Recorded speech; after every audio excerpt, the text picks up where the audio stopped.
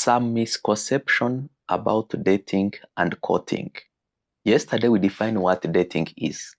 Now, in the world of every day, how people define dating, they define it is where you peradventure. You might get the one if you date, more men, more women. And then courting, this is where now you are serious. You've known this is the one. But you see, when the relationship reach to dating, that relationship should have had thorough foundations. And that's why you see most of you, though you've dated many men, they have never courted you. Do you know why? They cannot court you, and yet they are not sure you are the one. And also remember, people when they are dating, they are not true to each other. Why? They have been true to many men and many women, and then they exposed their truth or they used their secrets to blackmail them. Either to exploit their sexuality, to exploit their money, to exploit their so many other things. So that's why when you say that we dated for 1 year and then we started to court, guess what? You might find that the day we started to court, it's the day, in fact, that was the dating side, not the courting one.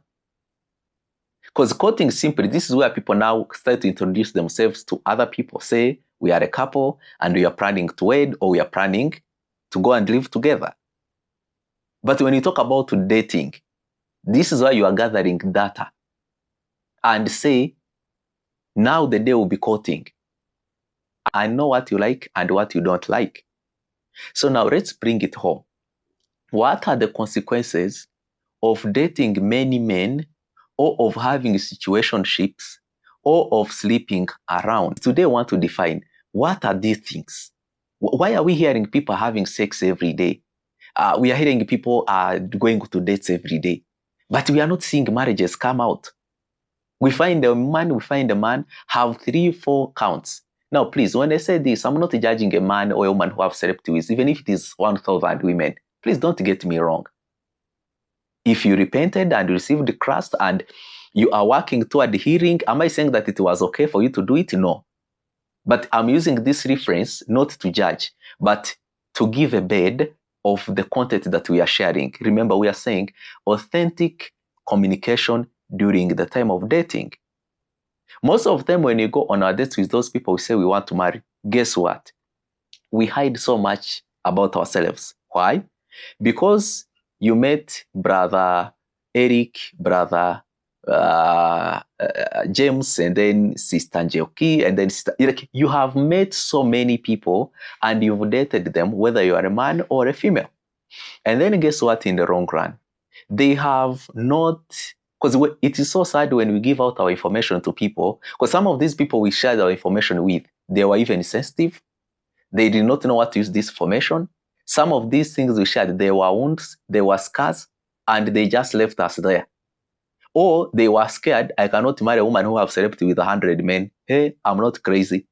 So they judged us, or even they weren't even there to even care whether they love us. You know, they just wanted free one night stand or come and stay relationship. So now, as a result, when we talk about like that, this woman or this man, the day they will get now to meet the one, guess what? Dating is not dating. They have been hurt and hurt and hurt. Now, in other words, when this man or this woman has interacted with so many people who were wrong, it is like you wasting energy or wasting resource, money, because the life God has given us is treasure. Our past, present, and future. We keep it for the people we are going to share life with, that is our spouses. Now, when this man or this woman go around sharing the most pivotal things, their heart, their healing, their scars, their plans, this woman listens to them and he leaves and go. This man listens to them and leaves and go. Tomorrow, you start to hear them outside. Some of you, in fact, you shared the things, you shared even big project that you are about to do. The following day, guess what? You start to see it in the market. You are like, he is the only one I told. She's the only one I told.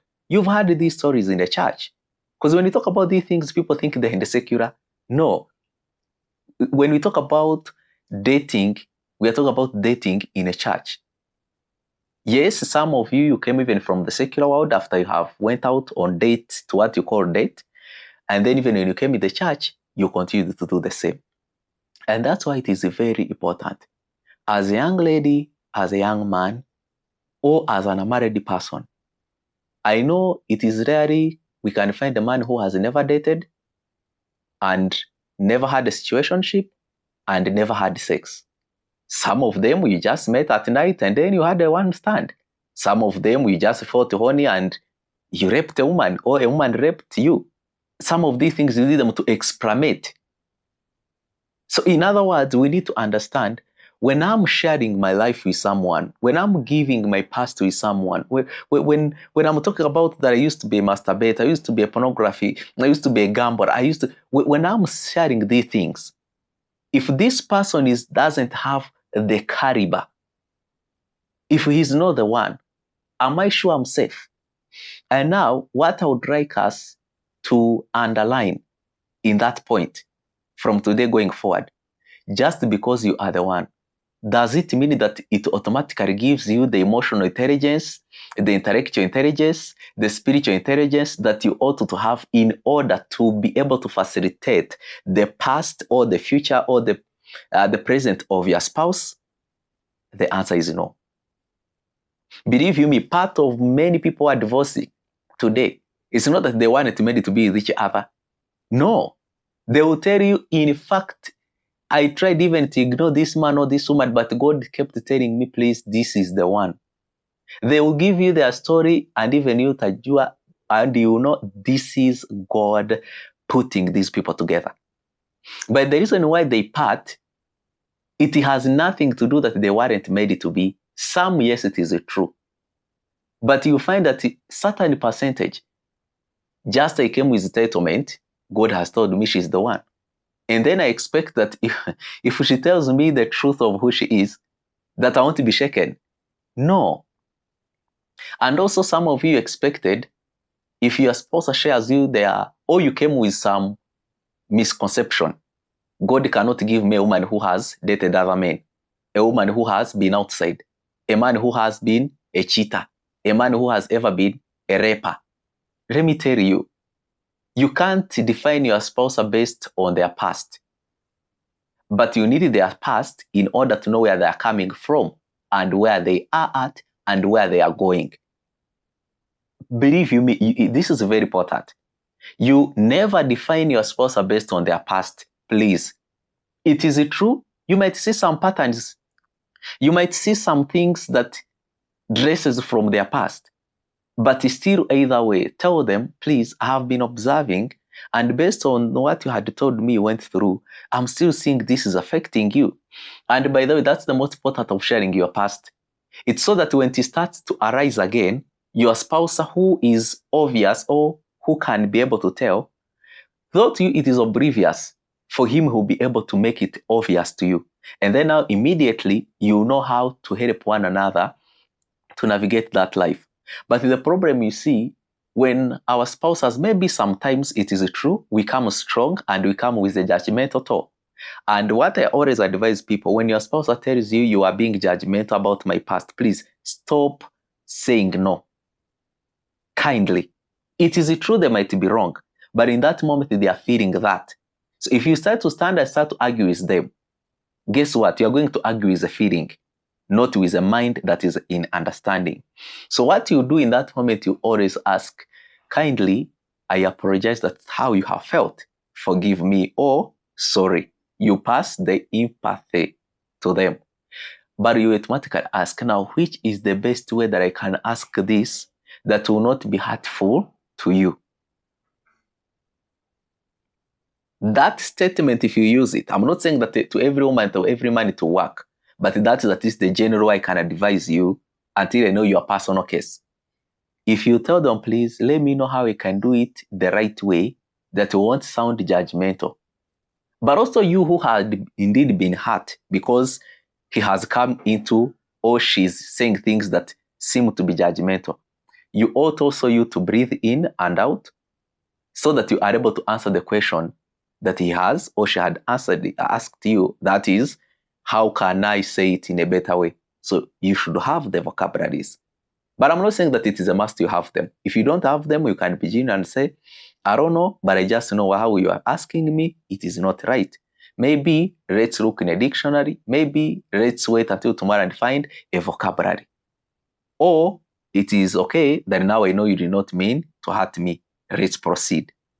So you see, there is no way that we can give that this is how these things are done, but we can give you the principles to apply when you are doing what you are doing. So the danger, as you were saying, of dating many wrong people, because obviously you should date one person that you are going to marry. Believe you me, so many people, they are against that concept, but it is the truth of the word of God. If God has not designed us to marry more than one spouse, then God has not designed us and fashioned us to date Eric, date James, date. Like you find you've dated like 1 million and people, and then you only marry one. Can you imagine how many people who have told you? Do you know, by the way, when you date so many people and you collect so many information from them, they shape you. And also you start now to apply the same thing to your spouse. That's why when you are a white paper, am I saying that now if you have dated, now you are done, woe all to you? No. But there's serious healing and detoxicating you need to do. Because your mind is intoxicated, not necessarily because this woman was a devil or the other ex he was the devil, no. But you received some information that have shaped you, and yet the way you are shaped does not fit your spouse. Do you know part of the reason is why today people are not enjoying sex in their marriage? It's because of body counts they have in their past that have shaped the blueprint of sex. Do you know the reason why people say my wife is not sweet, or she's not high, or she's not this? Do you know the reason why people are hating sex? Do you know the reason why people are hating communication with their spouse, as we were saying? Do you know it is based on how people, they spoke with another person and then they demeaned them, they crushed them. As a result, to them, whenever a conversation that goes with the inner issues comes up, their default tells them you are about to be judged, you are about to be crushed, you are about to be demeaned. So guess what this person do? They share with you minimum, and if possible, they give you an attitude. Is this what you have to talk about every day? Can't we pause this? Or they'll use another word. I'm busy, I don't have no time, I don't want to talk about that. But it's not that they don't want to talk about it. Let me give you this, men and women. Whenever your spouse tells you, I don't feel to talk about it, I'm not saying that insist, but I want you to start to hear what they are not saying. Most of the time is, I don't feel safe to talk to you. Most of the time. Sometimes when they say they have forgotten, it's not that they have forgotten their past necessarily, but they're just saying that so that you stop maybe asking. Because they are afraid, if I say the truth, how safe am I to this person? And that's why some of these things might take some time to come out. But as I always say, please, if you have things that you know that there will be a bomb shell in your marriage, if you know it is just a ticking bomb, please address them, regardless whether you feel it or not. Or at least say, there are so many things about sex, about money, about life, about house, about car, about that I would like to share with you that are negative, which happened in my life, or that are positive, which happened in my life. But I'm not ready, or I feel like I haven't grown warm enough toward you to share them with you. If we pause to add, it's okay. If we postpone, it's okay until I'm ready. Or if you feel we can go ahead, let's go. But if the answer is to go ahead, you as a husband, you as a wife, a lot of chance you'll not feel loved as you ought because there's some information you held back. And a lot of chance that can be a source of conflicts. So I'm not saying that you cannot marry someone who you don't know fully. You can. But also the navigating, the romance aspect, the sex aspect, it will be hard. There's what you call the role of introduction. And that's what we'll be talking about tomorrow. The role of introduction, it is the first time you had a kiss. It's the first time a man touched your vagina. It's the first time a penis touched you. It's the first, these things, they leave blueprint. People joke around with those things. The first time you had a man who is not your father, your uncle, or anyone saying, I love you, in a romantic way. The first time a man touched your buttocks. The first time a woman touched your penis. We think these things happened in 10 years ago, so it's okay. Believe you me, it's not okay. If you never sat down to deal with them, if you never share them with your spouse, so that now when you react, they know why you are reacting, and they know how you can heal each other.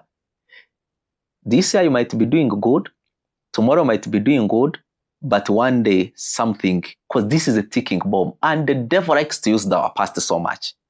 I can't tell you, the devil knows how to trigger us until we burst.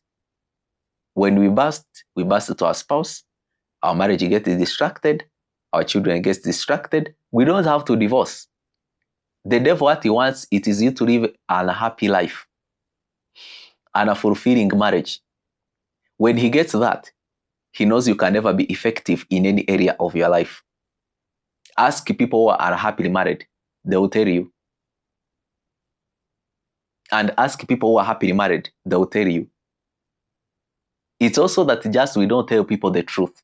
We want people to say and to know we are married happily and everything is going on like milk and honey. So I think also it's a hard time now we start to step out and share with people.